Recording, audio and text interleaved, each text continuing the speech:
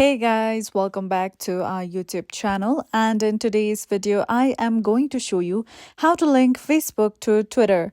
So first of all, launch Facebook app on your mobile device. Then tap on menu option at the bottom right corner. Now tap on your name that is on top.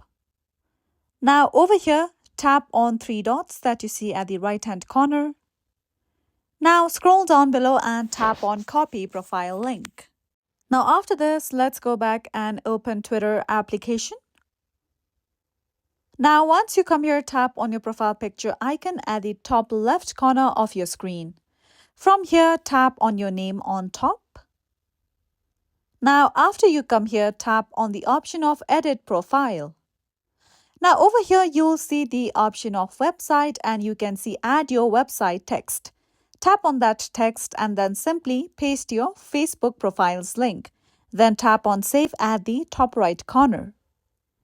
So by doing this step, you can add your Facebook link to Twitter and then you will be able to link both your profiles this way. So that's it for today's video, and at last, don't forget to subscribe to our YouTube channel.